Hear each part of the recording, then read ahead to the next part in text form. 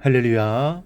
사랑하는 대강의 가족 여러분, 오늘 하루도 하나님의 말씀과 동행하는 삶이 되길 소망합니다. 오늘 함께 나눌 하나님의 말씀은 로마서 14장 5절에서 9절 말씀입니다. 어떤 사람은 이 날을 전날보다 낮게 여기고 어떤 사람은 모든 날을 같게 여기나니 각각 자기 마음으로 확정할지니라. 나를 중히 여기는 자도 주를 위하여 중히 여기고 먹는 자도 주를 위하여 먹으니 이는 하나님께 감사함이요 먹지 않는 자도 주를 위하여 먹지 아니하며 하나님께 감사하느니라. 우리 중에 누구든지 자기를 위하여 사는 자가 없고 자기를 위하여 죽는 자도 없도다. 우리가 살아도 주를 위하여 살고 죽어도 주를 위하여 죽나니 그러므로 사나 죽으나 우리가 주의 것이로다. 이를 위하여 그리스도께서 죽었다가 다시 살아나셨으니 곧 죽은 자와 산 자의 주가 되려 하심이라. 아멘. 미국에 있는 모 대학에서 신실한 신앙을 가지고 있던 심리학 교수가 자기 학급의 학생들을 상대로 단어 연상 시험을 보았습니다. 이 크리스마스라는 단어를 칠판에 써놓고 이날을 생각할 때 떠오르는 단어들을 적어보라고 한 것입니다.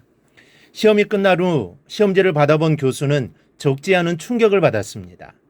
이 답안을 낸 40여 명의 학생들은 모두 추리, 가시나무, 선물, 썰매, 산타클로스, 공휴일, 칠면조, 캐롤 등의 단어를 가득 적어냈던 것입니다.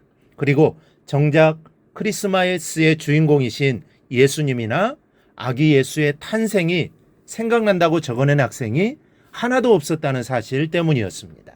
여러분, 신랑 신부가 없는 결혼식만큼 허전한 것이 어디 있겠습니까? 그런데 우리의 신앙의 모습이 정작 이런지 모릅니다.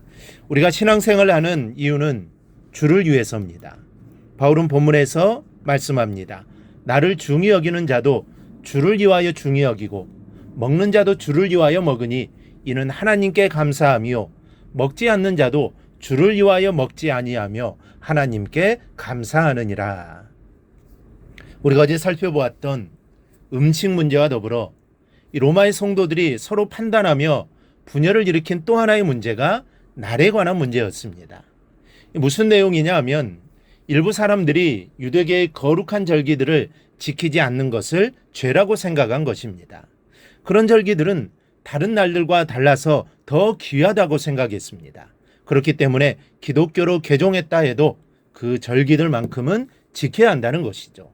그러나 또 어떤 사람들은 기독교를 개종한 우리들에게 그런 절기들이 무슨 의미가 있느냐며 하나님께 주신 모든 날들이 다 귀하며 다 같은 것이라고 주장을 합니다. 그러니 대립과 다툼이 일 수밖에 없었습니다.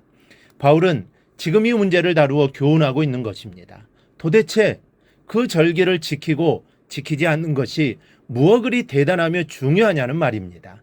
정작 중요한 것은 주를 위하여 하는 것이냐 그렇지 않는 것이냐이지 절기를 지키느냐 지키지 않느냐는 중요한 것이 아니라는 것입니다. 그러니 이 문제는 다툼과 분열거리가 되지 않는다는 것이죠. 나를 중히 여기는 자도 그렇고 그렇지 않는 자도 그렇고 주를 위한 것이라면 되었다라는 말씀입니다. 여러분, 하나님 앞에서 중요한 것은 내가 옳으냐 네가 옳으냐를 따지는 게 아닙니다. 오직 주를 위하여 하나님의 뜻을 이루느냐 그렇지 못하느냐가 중요한 것입니다. 그래서 바울은 이렇게 말합니다. 우리 중에 누구든지 자기를 위하여 사는 자가 없고 자기를 위하여 죽는 자도 없도다. 우리가 살아도 주를 위하여 살고 죽어도 주를 위하여 죽느니 그러므로 사나 죽으나 우리가 주의 것이로다. 이것이 중요한 것입니다. 우리는 살아도 주를 위하여 살아야 합니다. 죽어도 주를 위하여 죽는 것입니다. 그러니 우리는 사나 죽으나 주님의 것입니다. 믿는 우리의 삶은 나의 것이 아닙니다. 주님의 것입니다. 그러니 주님의 뜻대로 살아가야 합니다. 우리는 이러한 의식을 가지고 살아야 합니다. 그러므로 우리가 주를 위하여 사는 일에 하나 되었다면 먹는 음식 문제나 절기를 지키는 것은 하등의 문제가 될 것이 아닙니다. 모두가 하나 되어 주를 위해서 한 것이라면 그것으로 되었다라는 것입니다. 이 북아메리카와 남아메리카 사이에 발베이도스라고 하는 섬이 있습니다. 이 섬은 언제나 초유름 같아서 언제나 꽃이 피고 아름다워 피서하기 좋은 곳으로 이름이 난 곳이죠. 그런데 어떤 사람이 이 섬에 꽃이 많으니 꿀벌을 갖다 놓으면 많은 꿀을 얻으리라고 생각하고는 그 섬에 꿀벌통을 갖다 놓았습니다. 처음 얼마 가는 꿀벌들이 꿀을 잘 모았습니다. 그런데 얼마 지난 후부터는 꿀을 모으지를 않는 것입니다. 그래서 살펴보았더니 사방에 꽃이 있고 언제나 신선한 꿀을 모을 수 있다 보니 벌이 꿀을 갖다 모을 필요가 없었던 것입니다. 그 다음부터 이 벌들은 할 일이 없어서 그저 보는 사람마다 툭하면 쏘아대는 바람에 사람들이 어려움을 겪었다는 것입니다. 목표가 분명하지 않은 사람은 이 꿀벌과 비슷합니다. 공연히 돌아다니면서 다른 사람에게 피해를 끼칩니다. 믿음 안에서도 마찬가지입니다. 신앙의 목적이 뚜렷하지 못하면 교회 안에서 필요 없는 일만 만들어내는 방해꾼이 되고 마는 것입니다.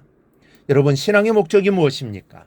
주를 위하는 삶이어야 합니다. 주님의 영광을 위하는 삶을 살아야 합니다.